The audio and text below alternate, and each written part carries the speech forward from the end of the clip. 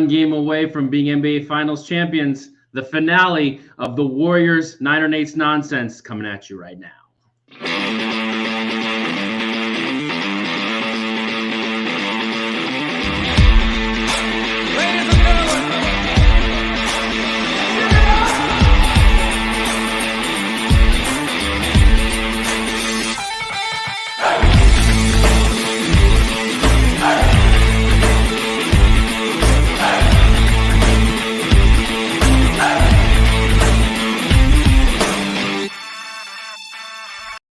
Hello and welcome to Niner Nate's Nonsense, and maybe Dub Nation Nate's Nonsense, Warrior Nate's Nonsense, the final episode about the Warriors for the 2022 season. Niner Nate here with you once again as we close out this final season, or final episode with the Warriors.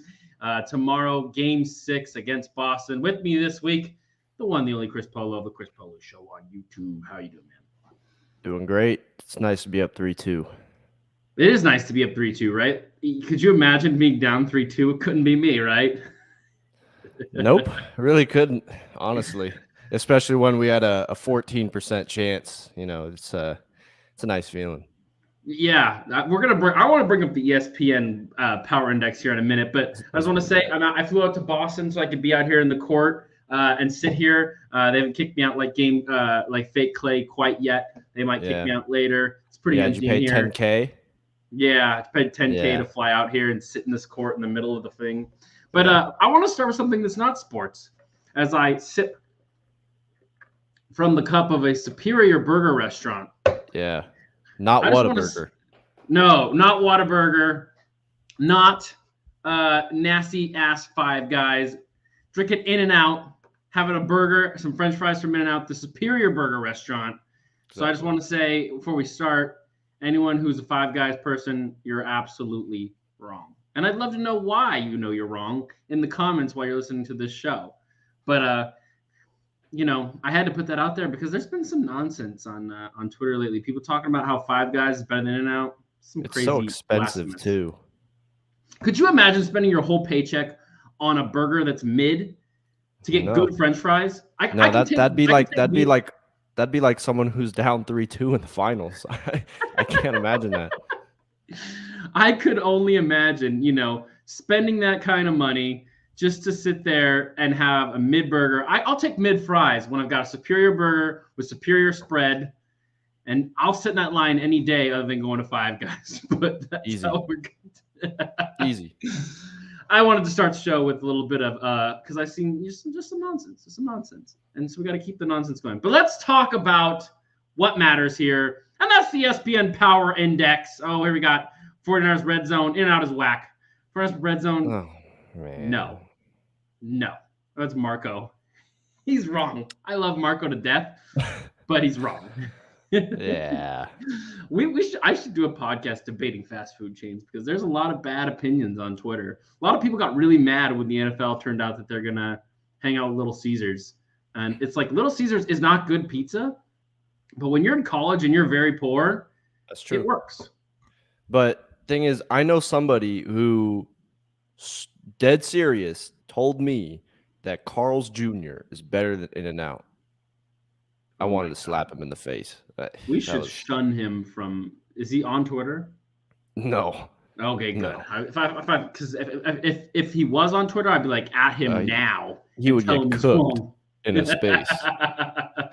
But we're here to talk about the one and the only ESPN Power Index and how wrong it's been. Chris, how good does it feel just to make ESPN look fucking stupid once again this year? It's honest. It's really funny. It's really funny. The Warriors were basically first place when Clay came back. Draymond goes out, and he's missing 30 games, and the whole league is like surprised this team's in the finals. They had them losing to Dallas. Like, people were picking Denver to beat them in the first round. Like, it's just really funny. I know the series isn't over yet, but to make it that dramatic, like, that's like when we were playing that would be acceptable if it was like the 2018 finals when the Warriors are playing the Cavs with Kevin Durant on the team and LeBron was playing with Kyle Korver. Like that would make sense, but playing against a team that was first place for about half the season, had the number one defense before they did, before Draymond went out, just makes no damn sense. I mean, 86% for the Celtics. That's ridiculous. Like even the Warrior teams, I don't think got shit like that. I think ESPN has like this weird infatuation with Jason Tatum being like this superstar, and we can get into this too. I really don't think he's a superstar. Oh yeah, we're totally going to be talking about Jason Tatum today. Trust me. Good, because I have some stuff to get into with that. Oh my god, it's not good. The ESPN Power Rankings has been so weird because what's up, Tanya? How are you doing? It's been so weird because like the Warriors have never been like underdogs, like, ever really. Like it feels like even those Cavs teams with LeBron James, who is the second greatest basketball player of all time, by the way. And I've seen some nonsense this week that he's not the second greatest basketball player of all time this week. So I mean, they went against LeBron and they still weren't underdogs. And so them to be underdogs against a Celtics team that stars are Jason Tatum and Jaylen Brown is just bizarre.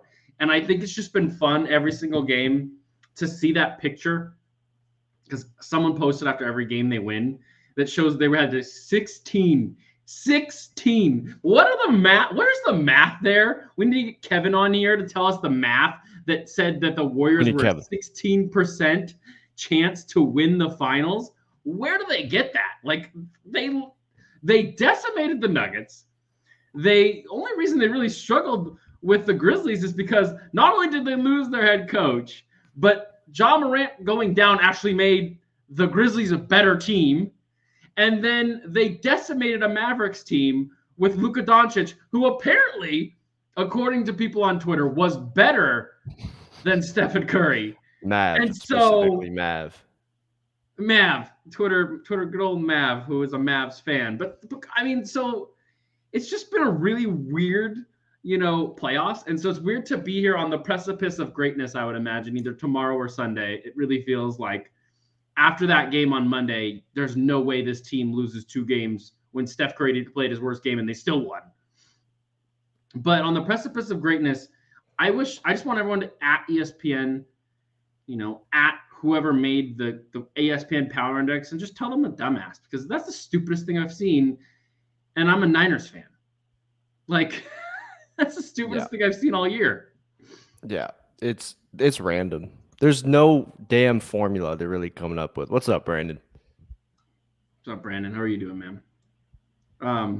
So tomorrow, hopefully, we're on the precipice of greatness. I want to talk shit about the ESPN Power Index, but we can start talking shit about Jason Tatum. Let's talk about Jason Tatum real quick before we really get, because at the end of this conversation today, I do want to have the conversation that Steph Curry is top 10 no matter what happens in the next 2 games. But let's talk about Jason Tatum, because I'm in the mood for a little bit of Jason Tatum slander. Jason Tatum is a good basketball player. He's not a great basketball player.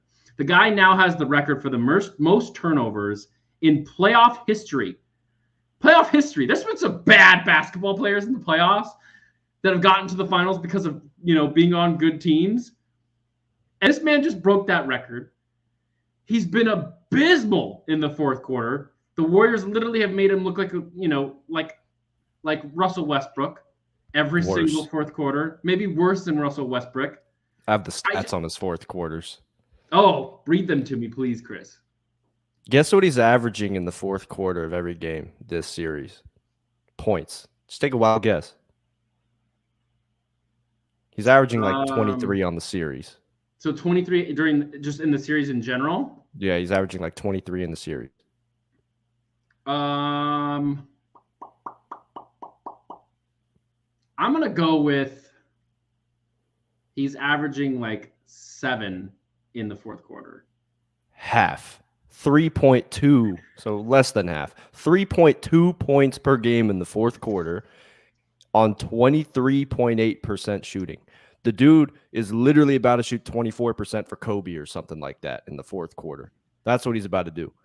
And he's shooting 40% from 3, which to me, what I see from Jason Tatum, he's not really looking that assertive in the fourth. Like there's many times where I see, and this is where I don't put him in the upper echelon of players.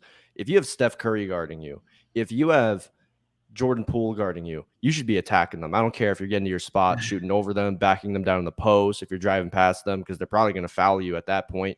He's not really putting his head down and just going the way that Jaylen Brown is. Then he looks really passive. Like there are times, there's actually, I think game 4 this happened, and then it happened again in game 5.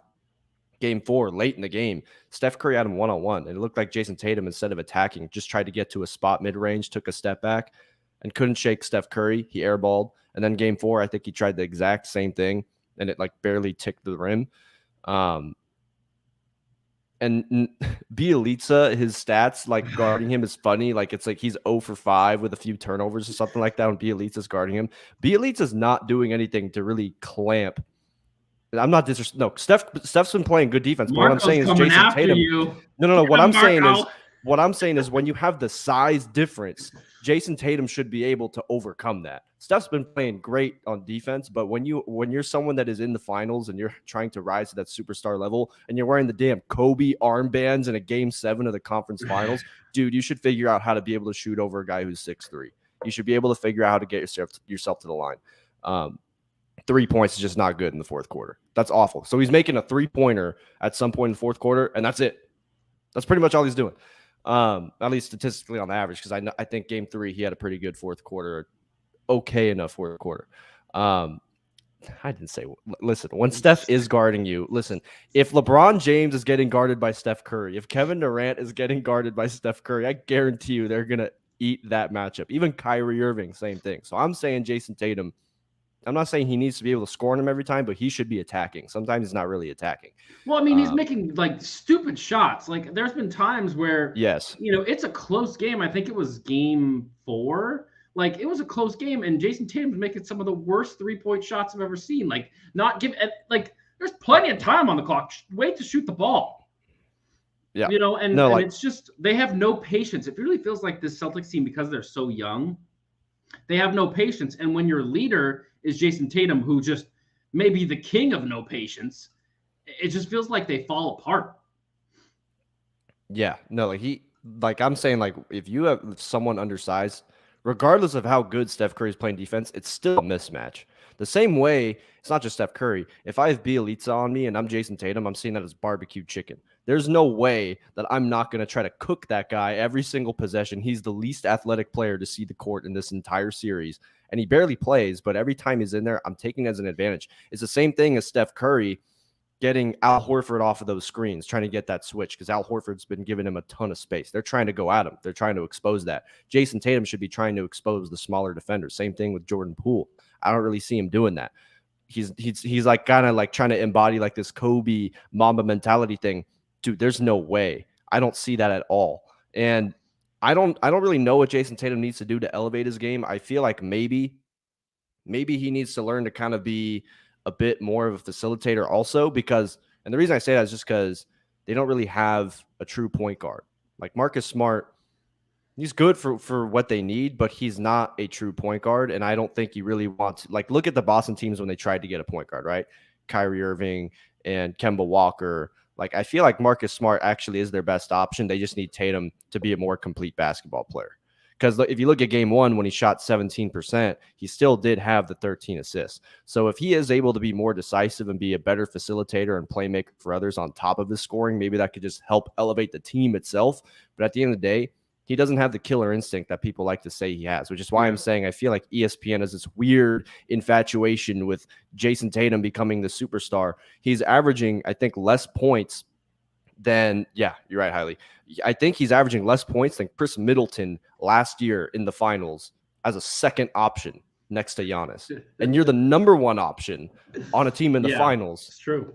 There's no way you can be averaging less than Chris Middleton. And that's not disrespecting Chris Middleton. Like, he had a really good series. I think he's a really underrated player. But, dude, you're a number 1. And people were literally putting this dude in the conversation with Kawhi Leonard, which is I think he plays some great defense. I think that's the thing about this Celtics team. And, we talked about this a lot, over the 3 weeks we've been doing this, is the fact is the Celtics defense is what scares us most because it is so good. But when the Warriors play just as good defense, the Warriors are a better shooting team that they they put these dudes, out of their misery. And I think that that's what we've seen when the Warriors can play their game and they play decent defense and don't turn over the ball. They're just a better basketball team. I don't think it's that complicated, really. The thing is the Celtics haven't shot well outside of that fourth quarter. Like, when was that was the only fourth quarter I really saw the Celtics really shoot well, and they came back and won that first game. This series maybe should have been over on Monday if they don't shoot as well as they did in that fourth quarter. They didn't miss for almost like 8 minutes, something crazy like that, and that's how they came back and won that game. And so, the question you have to ask yourself is, can they replicate that again in a must-win game 6 at home? And that's the one thing where, if they can replicate that kind of shooting, then yes, this thing's going back to Chase on Sunday. But I just don't know if they can do that. The Warriors have really learned throughout this series how to play defense on these guys. And I think that they've become better playing. They played better and better defense every single game. Remember the stat line that came out when this whole thing first started, and everyone's like, oh, the Warriors are allowing them to shoot wide open on 40 out of 42 shots, all that crap, that dumbass thing that ESPN put out. I don't think I've seen anything like that since, because the Warriors stopped doing that. The Warriors are not letting them take wide open shots. And when they do, it's like, whatever, we'll be better the next time. And I think that they've shown they're able to do that. They come back in transition. They're better the next time. And that's how they win these games. And Tatum has to become the superstar that Steph Curry was in game 4, or this series is over tomorrow. Yeah. And I think personally, I think they'll close it out in 6 for the sole purpose of, you got Steph Curry's bad game at home and in a win, because at home, your role players are going to play better. Andrew Wiggins stepped up. Gary Payton was really good off the bench too. Obviously, Clay stepped up. Jordan Poole stepped up. On the road, it's usually tougher to do that, but Steph Curry's not going to go 0 for whatever from 3 anymore. And even then, he still was able to score 16 and have 8 assists. So it's not like he even had a really bad game as a whole. He just shot really bad. He was just missing. And there were some wide open shots he was missing too. So it's not like the Celtics did anything to really shut him down. They definitely, I think, played with more intensity on him after, having to respond from what happened in game 4. But I think whatever deficiencies you might get from the role players, I think will be made up for with Steph Curry in a bounce back game. I think Draymond Green's going to be really key, because we saw it. Like game 1, he came out, didn't look good, responded in game 2, but then again, didn't look very good in game 3, didn't look good in game 4 until like the last stretch of that game. And in game 5, he obviously came out with that intensity, but he still fouled out of the game. He can't foul out in game 6. He needs to make sure he's in the game. He needs to finish it. And in terms of going to the shooting of Boston, I think because role players play better at home, and because they're playing at this point probably with nothing to lose. Like I'm of the mindset, I think that actually when you're up 3-2, I think you have the pressure, just because if you lose game 6, that other team's going to kind of have momentum, and now you're at home like, oh shit, we can't blow this. So I think Boston's going to go out there, play a lot more loose than they looked in game 5. I think game 5 was a really big pressure game. I think everyone kind of knew whoever wins this game is probably going to take the series. And also the way they lost it. I think they'll shoot really good, but I think it's a matter of how the Warriors respond offensively, because Andrew Wiggins stepped up big time in game 5. Like, that dude is never going to have to pay for a meal anymore in the Bay Area after what he just did in game 5. For me, though, going into game 6, I think what I would like to see a little differently is, I don't want Marcus Smart. I understand he's not a great shooter, but I don't want to just keep leaving him alone at the three-point line, because they keep doing it even when he's hitting shots. And to me, when it's the finals, I don't care. Trust your defense. Like, go out there. If he drives past you, he drives past you. I don't care. I don't want to just give like NBA players in the NBA finals wide open gym shots. Like, if he's clanking, it's going to look good. But at the end of the day, like, if he's hitting, like if he hits like 3 or 4 threes tomorrow on top of whatever Jaylen Brown does, maybe Al Horford has a good game.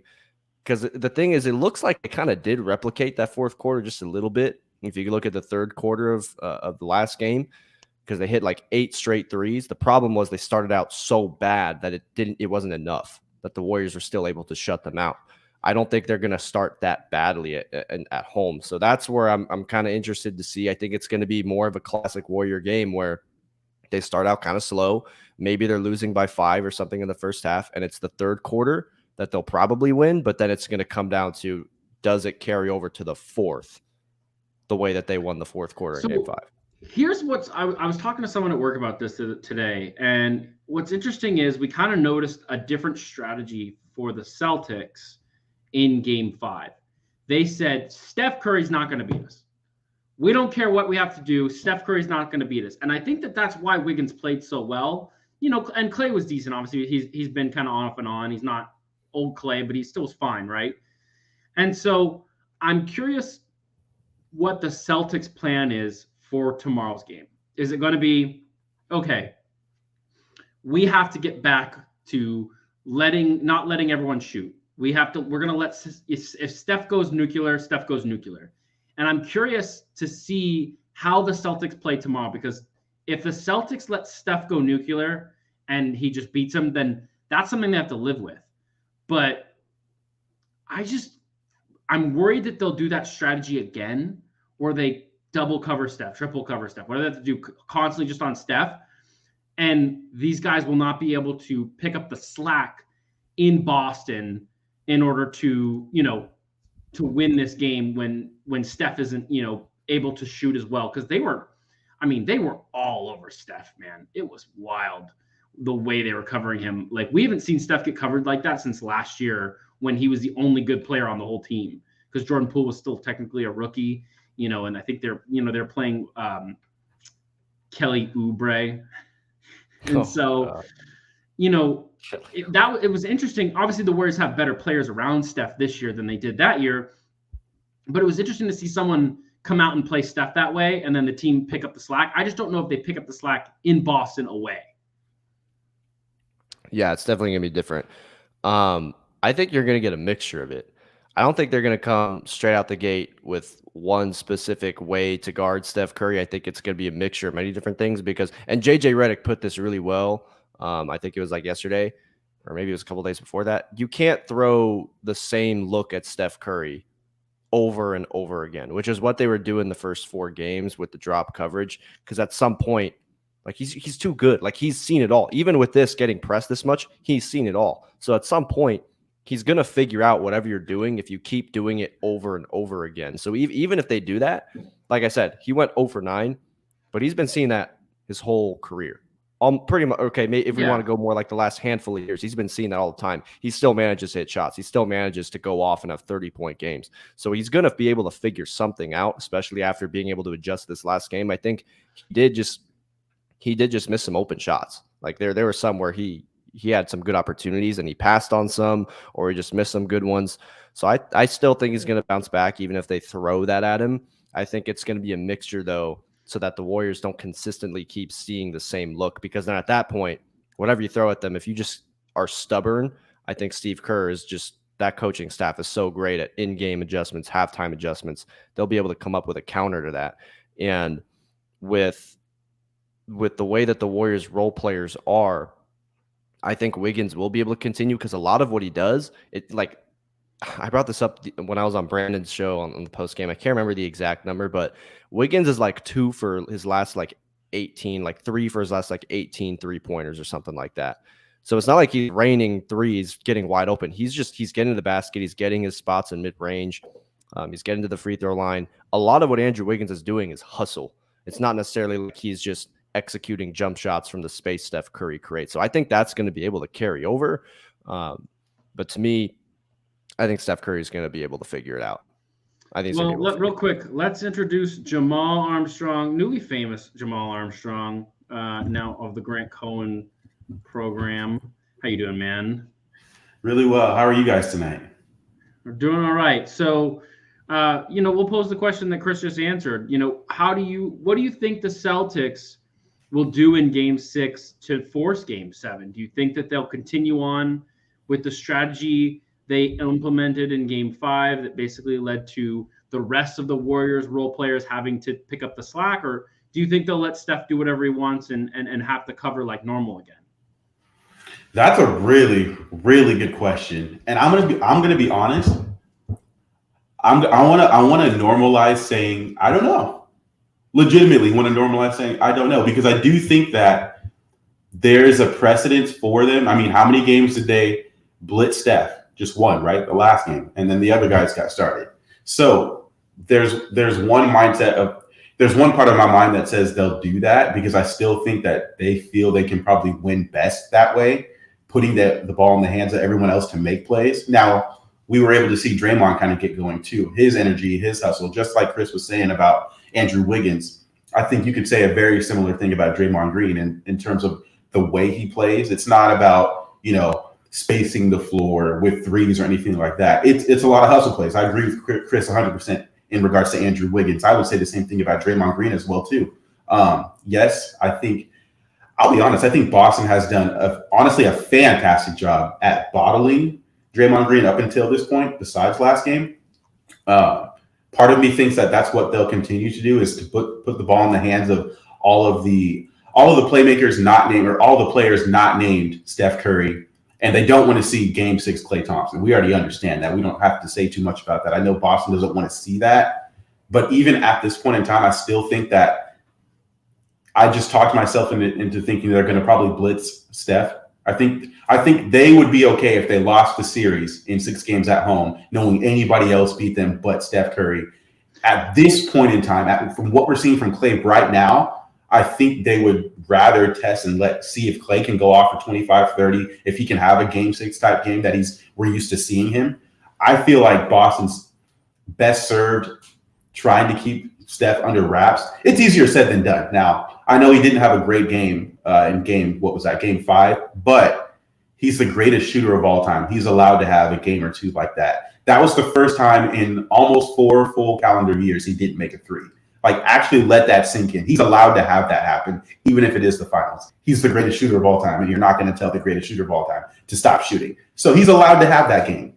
Now, I've talked with Chris about this. I've talked to some other people in the group chat as well, too. And I'll be honest, I think Boston's length has given Golden State some problems. I don't think it's something they can overcome. Or I don't think it's something that they can't overcome. They definitely can.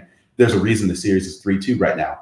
But I think they'll just go ahead and continue to blitz Steph at this point in time and have anybody else beat them, honestly. Yeah, I mean, here's the thing is what I've been thinking about is and maybe this, Chris, you can kind of tell me what you think of this theory, but like they did win 2 games in this series, and those 2 games were where they went with traditional defense, when they were the best defensive team in the entire NBA. And the game they did lose that was, very important to them was the game where they changed up the strategy and they lost by 10. So, I mean, if you're the Celtics and Ime Udoka, this is kind of the most important, decision you've made in your entire career, is how you cover Steph Curry on Thursday, because it can really be the difference between getting Game 7 and being the runner-ups in the NBA Finals. And so it's anyone's guess. You said, Jamal, normalize saying, I don't know. I don't know what Ime Udoka is going to do, because if I'm him, I don't know if I want to. I would rather let Steph go nuclear, because I won those games, right? They handedly won Game 3 of the NBA Finals, handily, and their strategy was what it was. And it didn't change in that game. It was kind of the same. We're the best defensive team in the league. We can play well if we shoot well. If they don't shoot well tomorrow, they're not going to win anyway. And so I just feel like your strength as the Celtics is defense. And if you can hold Steph Curry and Klay Thompson, to minimum points, then you're going to get Game 7 and get a chance. I kind of hope they let Steph go nuclear, because I'd love to see Steph just go off on him, because I think it'd be fun to close out the series with Steph Curry just being like, I'm the best motherfucker in this league right now, and I'm going to show you why on the biggest stage in the world, in Boston, in front of your stupid fans who are really assholes, by the way. I'm not going to say what I said in a space today, that those fans are rough. Like, I mean, keep in mind, one of their super fans is the guy who owns Barstool, so take that information as you will, right? Like, Freaking Portnoy. Yeah. So, I mean, it's interesting to think about, what could happen tomorrow and how it could affect this, how it affects Steph Curry. I think he's going to win MVP as long as they win tomorrow. Personally, I don't think it matters. You got to think Ime Udoka is thinking in his head, what's more fathomable? Steph goes off. We hold everybody else. Klay Thompson doesn't have a great shooting night. Jordan Poole's not able to get going, and we're still able to somewhat limit Draymond Green. You got to think he's thinking, what's more fathomable? That or you let all the role players go off. We hold Steph. Which one is more fathomable for the Celtics to win? That's what you got to think he's thinking in his head. And as I'm saying, I don't know, but which path would I rather take? I'd rather all of the other guys not named Steph Curry if I'm the Celtics. I'd rather anybody else beat me. It's easier said than done. It's also easier said than done to keep Steph from still going off or still having a solid game. That was one game that he had 16 points, right? And he couldn't hit a three. That's not always going to happen. Now, it was a different look than what they'd seen in the previous 4 games. I understand that. He's also coming off of a great series so far. He's allowed to be slightly tired or, his legs not be what they were in the previous, 3 to 4 games. That's okay. Like, that's allowed to happen. But in my head, if I'm the Celtics, I'm saying anybody else but this dude, Steph Curry, needs to beat me. I'm also knowing that that's easier said than done. Just saying that. I think that there's one aspect you can look at of, like with the Warriors when they're playing the Cavs, for instance. The problem was not LeBron going off. Because, like, when the other team's best player, you kind of expect them to put up numbers. You kind of expect them to be the most impactful. What the problem is when you let one of their counterparts go off with them. I think that's a bigger issue, in my opinion. Like, if you look at Brown. Yeah, like when Jaylen Brown gets going, to me, that's a worse problem than Jason Tatum getting going. Because I'm like, shit, what if Tatum wakes up because he is their best player? If you look at in 2016, when they were playing the Cavs in Game 5, LeBron went off. He got 41.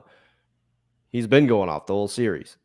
But Kyrie got 41 right next to him. And that was a bigger issue than LeBron's 41. Like, if Andrew Wiggins scoring 26, I think, is going to feel more hurtful for the Celtics than Steph Curry dropping like 35 or 40, in my opinion. Because if you look at hustle plays, right? Exactly. Because if you look at like the last 2 games, so in both those games, the Celtics lost by 10, wasn't it? They lost by 10, and wasn't it 97-107, 94-104? They've lost by 10 in the last 2 games. They've lost, both games. And Steph gave you a legendary performance. You still lost by 10 points. You didn't score 100. You lost by 10 points pressing Steph Curry. He doesn't hit a 3, but then these other guys sprinkle in effort everywhere, and you lose by 10. You also just didn't score 100. So I think the Celtics might be saying, like, listen, we can do whichever one we want. We can probably just mix it up on them, but we just got to convert on offense. And I think offense is where their big problem is, as I was saying earlier. I don't think they're really exploiting mismatches the way that they should be. I don't think they're exploiting the 5 minutes that Bjelica goes out there to just cook him every single possession to make Steve Kerr take him out of the game. Because obviously when he's in there, I would want to take advantage of it. And Kevin's right, getting points in the paint. Yeah.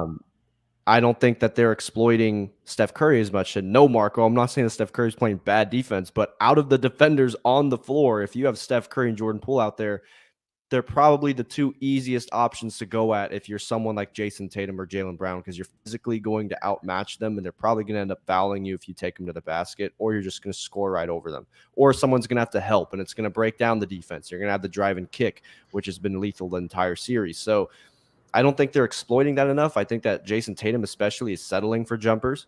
I think Jaylen Brown was settling for jumpers in Game 5 also. And Marcus Smart is kind of a wild card. He's either going to be hitting his shots or he's going to shoot them out of the game. So I think offense is actually the problem. Derek White. Defense, they've been pretty solid. Like 104 points for the Golden State Warriors. That's not a lot in reality. Like they're capable of doing much more than that to you. So I think offense is what we're going to see wake up, because back-to-back games of not scoring 100, I think that's going to wake up coming home. I think we saw what the Warriors did. They came home. They got a burst of energy immediately right out of the gates. And this is not a team that typically starts out well. So I think the Celtics will get that. My thing is, how do the Warriors respond to it? And they've been one of the best teams in the league at responding to just about anything. But at the end of the day, this is metrically one of the best defenses that they'd ever possibly face. So Klay, who is not really going to be attacking the basket as much, the shots need to go in. The shots need to fall. They need to get him looks. Kevon Looney, like you can't miss a layup underneath the basket. That made me nervous late there in the fourth quarter when he missed a really easy one. Draymond Green, you can't look the way you did in like game 3 when everyone was clowning you on national television. So they have to come out with the energy to match it. And my whole thing is go out there and fight for the better start to just take the energy right out of the building and make them nervous. Because I think at this point, you're going to play with less pressure if you're Boston, because if you're down 3-2, there's a series you're probably supposed to lose. So at this point, they're going to play, I think, a little more free than the Warriors, because I think closeout games are just those are the hardest wins you could get. The closeout games, that's when the pressure starts settling. Maybe not as much for Steph Curry and Clay and Draymond, but Jordan Poole might kind of get to him a little bit like, oh, like if I make one mistake in here, I might cost us like having to go to game 7. This is a chance to win a championship. Same thing for maybe Andrew Wiggins. Same thing for maybe Gary Payton if he goes out there. This dude was just fighting for a roster spot. Now he's on this stage. So they need to get off to the best start possible and just settle into the game with an advantage rather than settling into the game with the situation of, oh, we're going to have to claw our way back into this thing to make it easier for the role players. I think one last thing I would say on that part, just 2 seconds.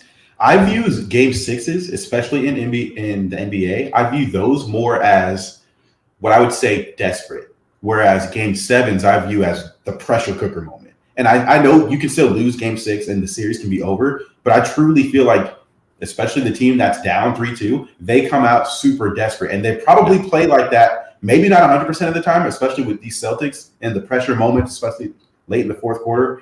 They have been known to, I don't want to say unravel, but not end games very strongly and to allow other teams to get back into games. So I view game 6s, and I think Boston probably will come out as the more desperate team. They're probably going to come out with a punch and hope. I don't want to say they're going to hope they can hang on, but that initial punch, and then if they can have just a solid game the rest of the way, that's probably what they're hoping. By no means is that a cruising to a win or anything like that. There's going to be some hometown calls, some hometown discounts. We understand that's going to happen. We're in Boston. Like that just, it's going to happen.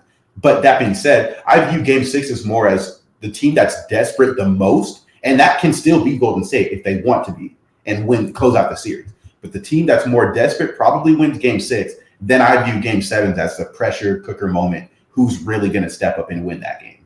And I think I honestly don't like game 7s as the home team. I think the home team has a little more pressure because every time, like you're gonna feed off the crowd's energy. If they feel if the crowd gets let down, you're gonna feel that like, oh shit, like are we blowing this right now? Whereas the opposing team is just gonna kind of be a little more like it's a fucking road game. It's just gonna kind of be like white noise at that point. So I don't like this. If it goes to 7, you gotta go into game 6 and treat it like it's your game 7. The biggest danger that teams have that mentally are not really there or locked in is they go into game 6s thinking we have game 7 in our back pocket. You can't do that. Like you got to think this is your game 7. You're not flying back home for another game. This is the last game you're playing all year, and it's to win the title. That's the mentality you need to have coming out of the gate. Yeah, I don't want a slow start. You know, we noticed they kind of started pretty fast in game 4, which is uncommon for them away. They've really started real slow away. They came out fast. And I think that one thing about the Warriors that I think people don't understand unless you really watch this team a lot is they do come out slow in a lot of games. But rarely ever in closeout games have they come out slow. Like I guess game 5 against the Nuggets, there's arguments that could be, but that game they only lost by 2 or 3, I think, or maybe it was 4. But they've kept those games close. Closeout games are generally close, even if they do lose them.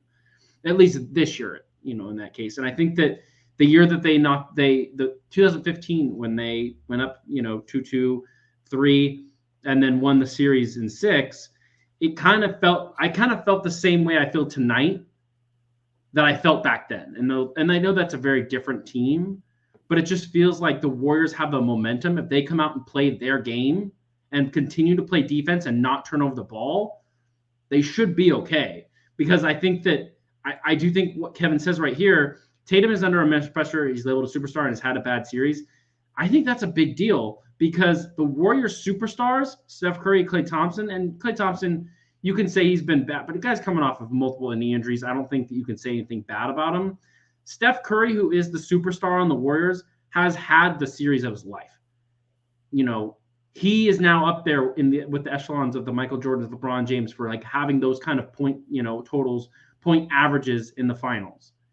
And so the pressure is not on the Warriors in that way because their stars played well for the most part. He had one bad game, and I think everyone has a bad game. Jason Tatum's had multiple bad games. And I think that's a big deal when you're looking at this. And I think that we've kind of noticed that Marcus Smart tends to shoot them out of the game sometimes. And Marcus Smart's supposed to be the best defensive player in the world. And so when you're the Celtics and you've had all this, ESPN Power Index pressure and all this stuff, and you've underperformed, I think they have the pressure to at least get this to 7 at this point. My view on Jason Tatum, so him having multiple bad games is actually what worries me more if I'm the Warriors, because I find it really hard to believe that another team's best player in the NBA Finals is going to finish this series just as poorly as he's been playing throughout the course of the whole series. I think that he's actually going to have his best game in Game 6.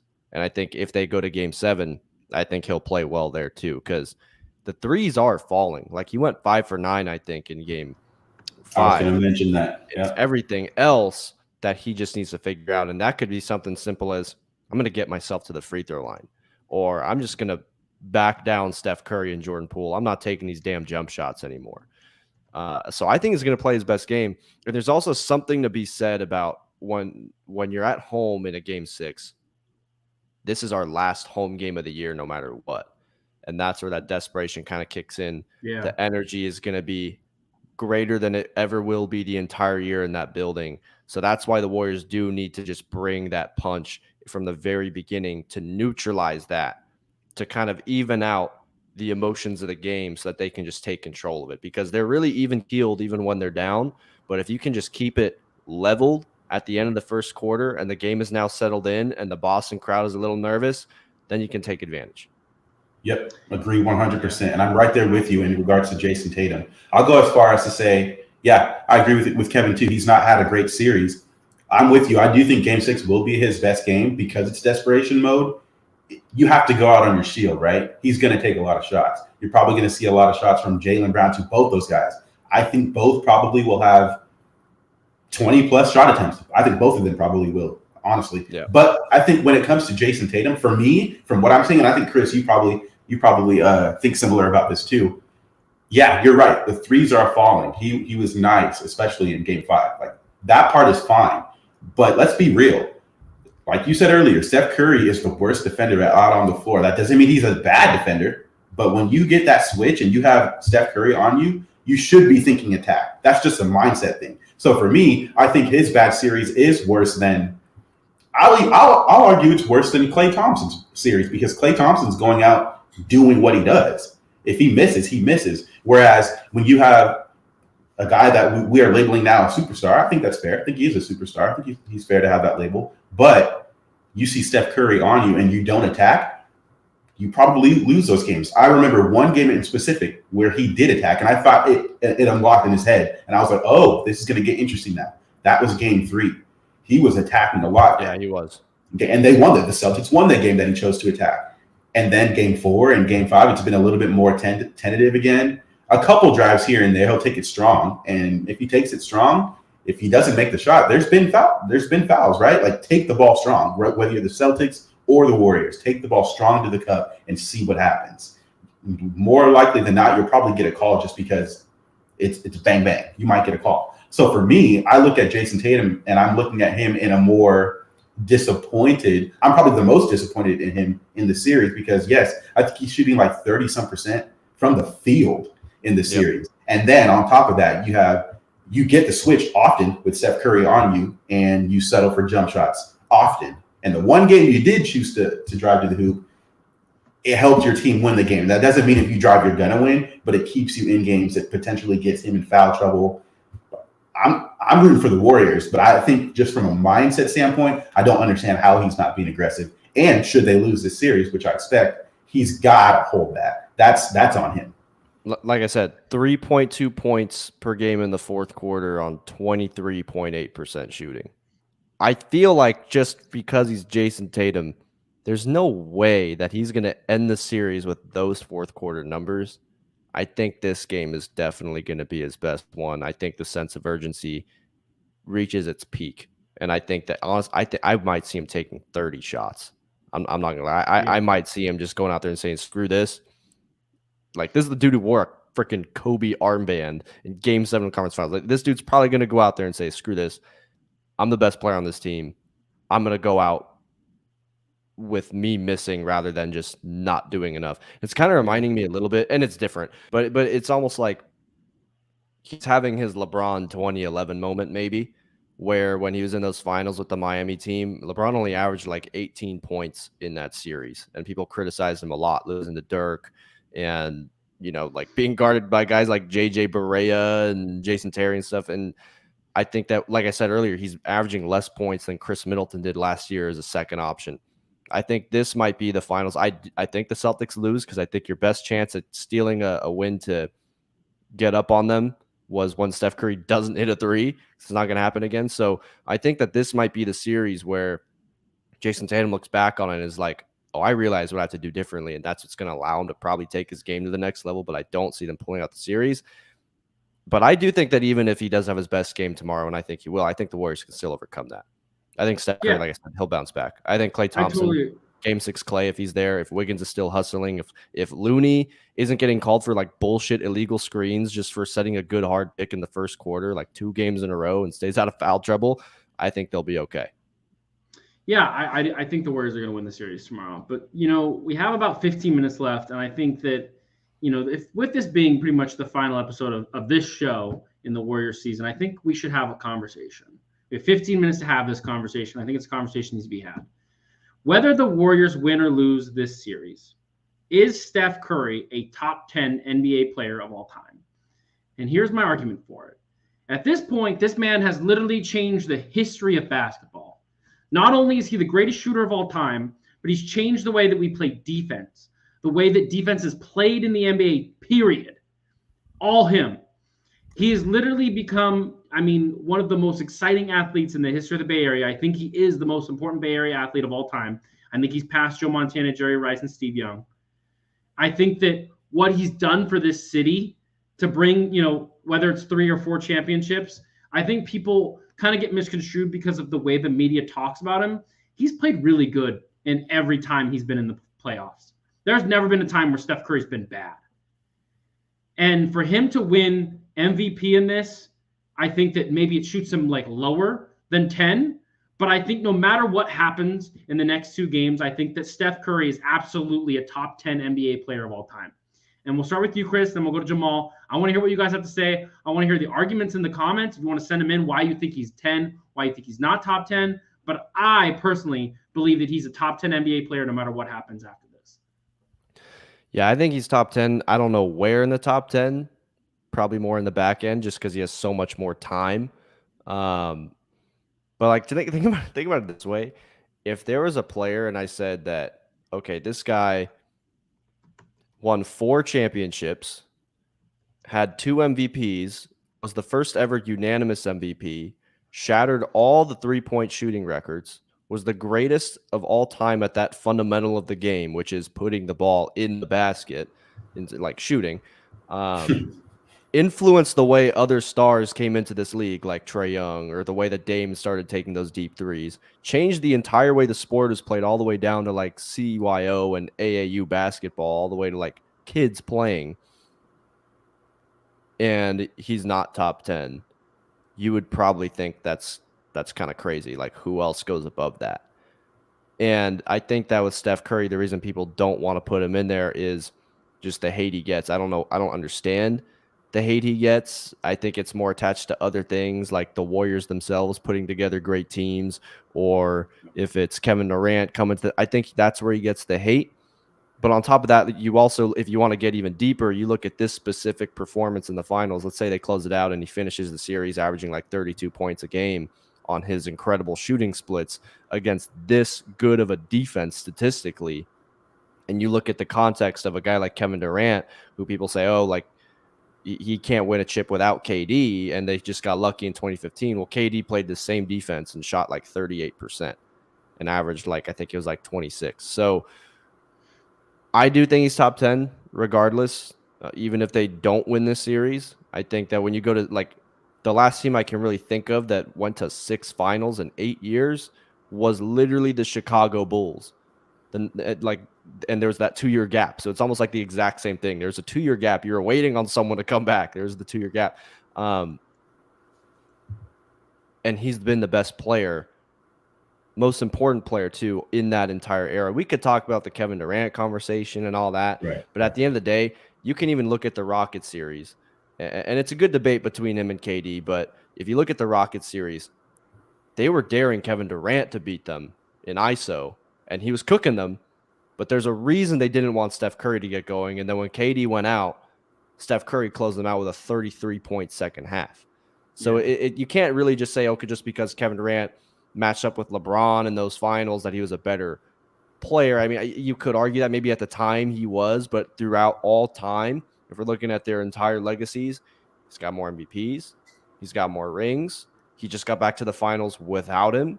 And people were already talking about earlier this year, like, oh yeah, Steph's definitely surpassed Kevin Durant all time. So I can't even use KD as something to drag Steph Curry down, because I see it as also, people have to understand Steph Curry's been one of the most unselfish superstars the game has really, sports has maybe ever seen. And that's what made this thing work. On top of that, like Steph Curry last year, when there was no one there, he averaged 32. He was cooking everybody. He averaged 38 in the month of April. So he could be doing that, but he doesn't, because he understands the bigger picture. But last year when Klay went out, I think the entire team knew we're not going to do anything, and we need Steph to just carry us there.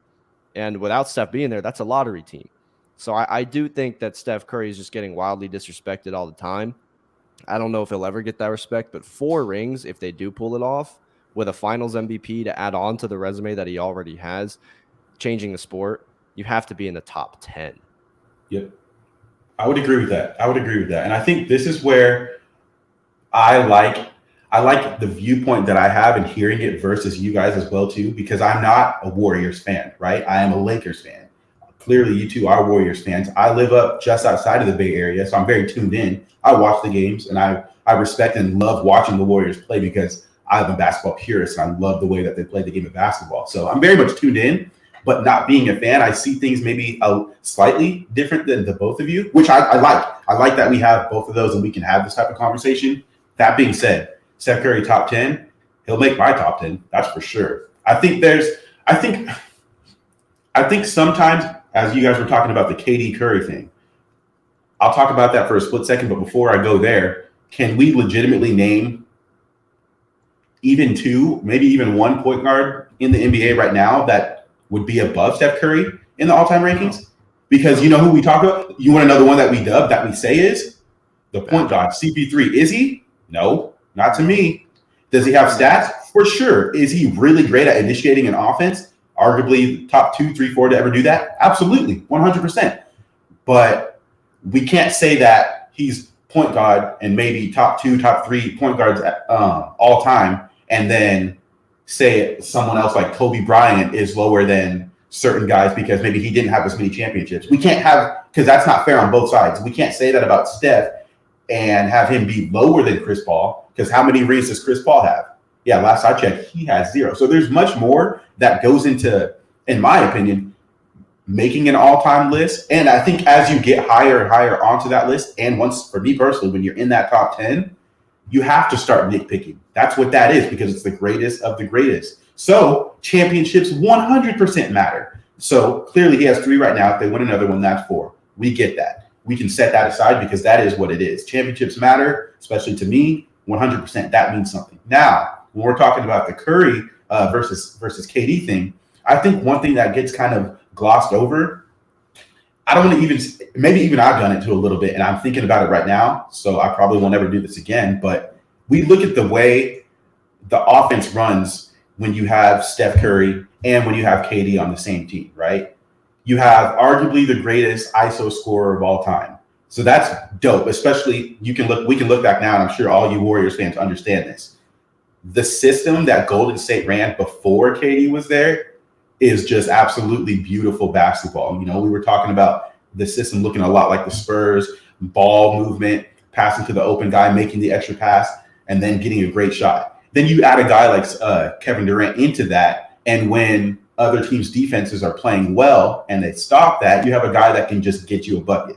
That's what makes KD one of the greatest ISO scorers of all time. But I think what separates him and Curry, and where I give Curry the nod in terms of, I think for me, basketball greatness is the impact on the whole game. Kevin Durant is a very efficient player because he's just a great shooter, standing damn near 7 foot.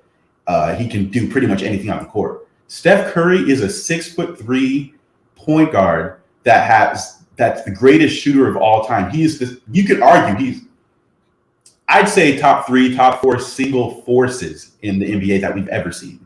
And why is that? Because he's the greatest shooter of all time. He's got the shooting prowess. So even though you have a guy like Kevin Durant on your team who can get you a bucket, who's an alien damn near, he's crazy. He's nasty. Yeah. Who are they still worried about? Who's the single force that they don't want to get started? It's Steph Curry. Why? Because his style of play lends to the whole system to not only get himself going, but other guys too, because he has that effect. He has that pull. So for me, is he top 10 all time? Absolutely. I've just said all that I said about him, but he has the hardware to back it up. And I'm sorry, anyone who's going to discount rings at that point, you can't do that. You're in the top 10 conversation of all time. You can't discount rings. It's nitpicking season. You have to talk about those things.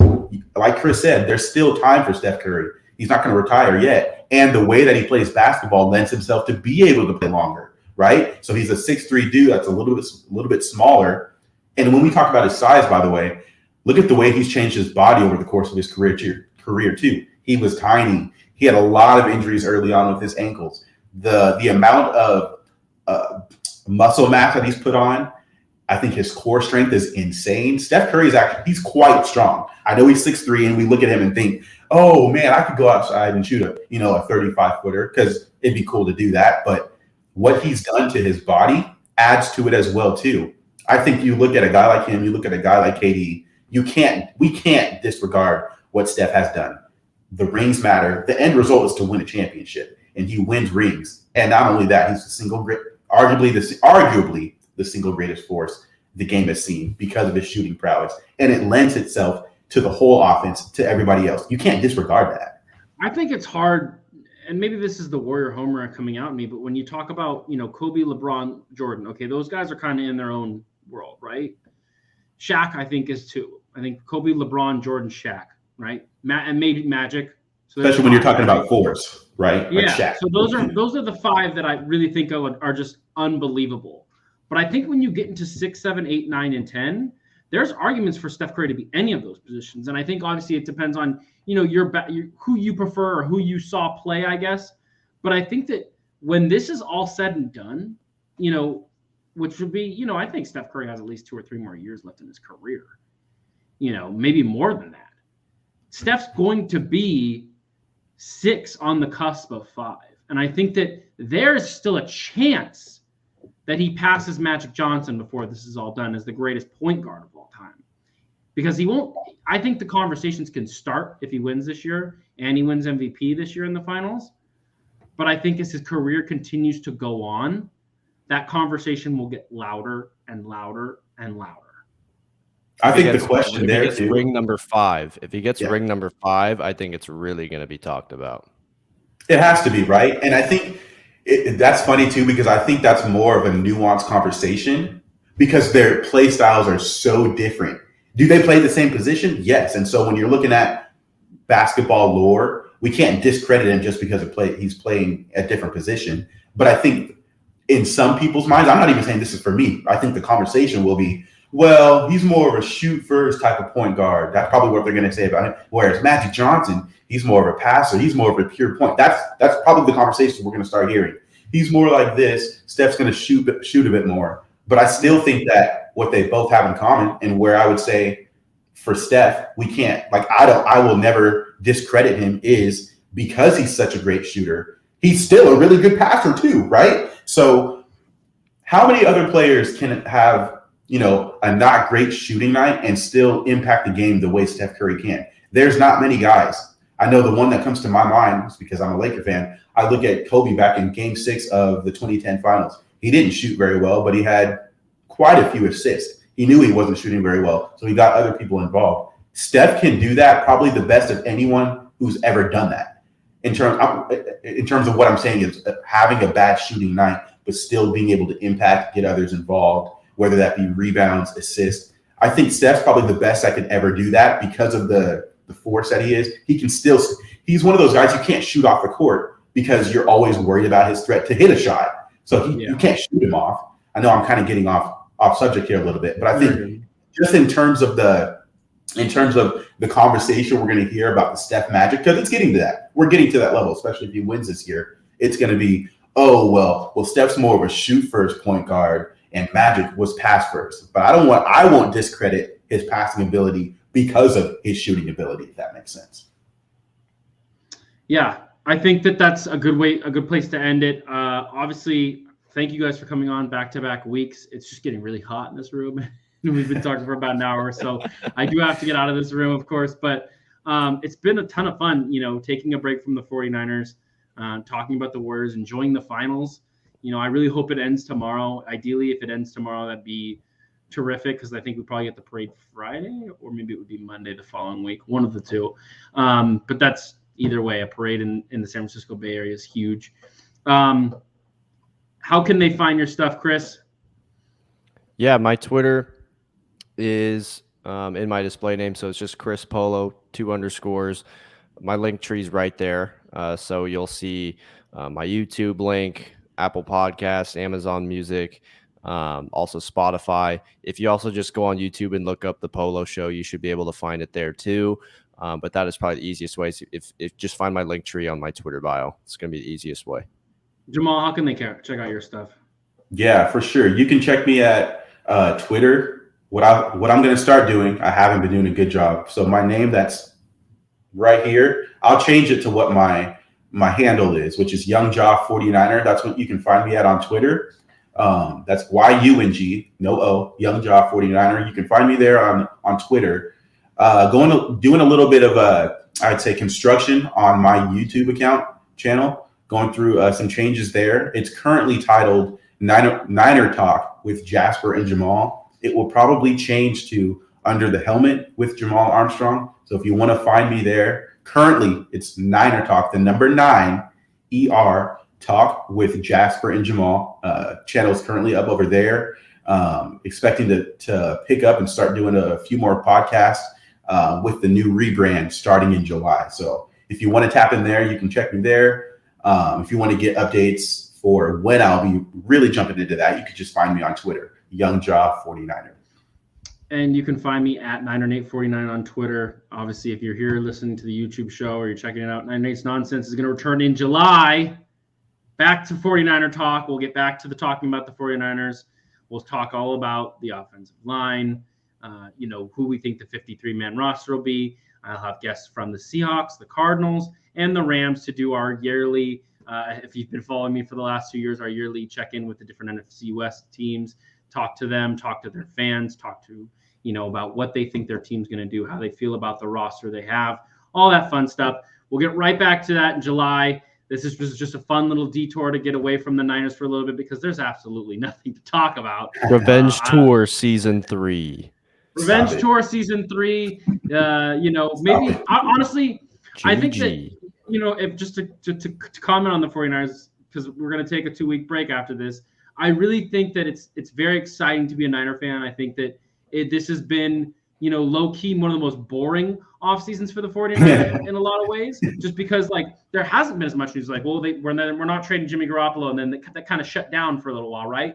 But I think that the fact that Trey Lance is the quarterback this season, the fact that they really do have a tremendous roster, a team that can win Super Bowl, maybe Super Bowls. We'll see if Trey Lance is good.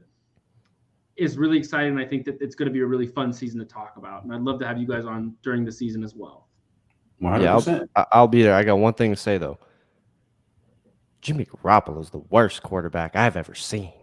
I just don't understand how this guy can be playing, and he's a backup. It is organizational malpractice. Hit him with the government one time. As we do at the end of every episode, First of all, we'll see you in July. And, one more thing. Hype train never stops, baby!